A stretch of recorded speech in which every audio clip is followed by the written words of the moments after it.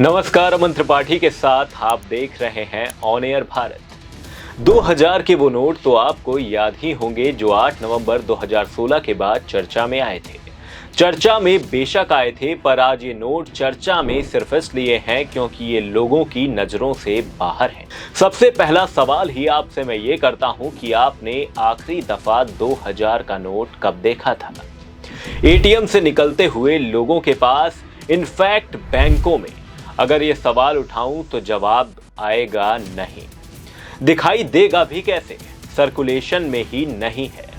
अब सवाल ये है, मेरे पास नहीं है, तुम्हारे पास नहीं है, बैंकों में नहीं है, ना एटीएम में है, तो आखिर है कहां? कांग्रेस के प्रवक्ता ने बीते दिनों ये सवाल उठाया कि कहां है 2000 रुपए का नोट। साथ ही उन्होंने केंद्र सरकार पर आरोप भी लगाया कि सरकार जिन्हें चाहती थी कि वो ब्लैक मनी रखें, उनके पास वो पैसा पहुंच चुका है। आपको बता दें, नोटबंदी के पीछे सरकार का मकसद ये था कि भ्रष्टाचार में कमी आएगी।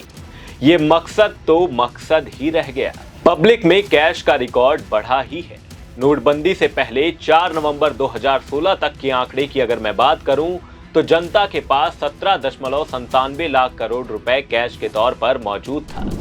वहीं अक्टूबर 21, 2022 में यह आंकड़ा 30.88 लाख करोड़ रुपए तक पहुंच गया। कैश अब भी सबसे प्रेफरेबल मोड ऑफ पेमेंट है।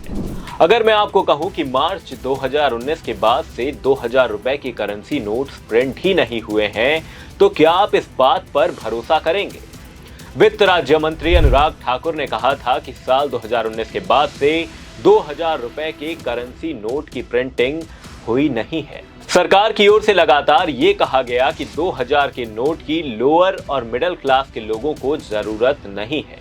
चलिए मान लेते हैं कि 2000 के नए नोट प्रिंट नहीं हुए, पर जो बचे हुए नोट थे, आखिर वो नोट कहां हैं?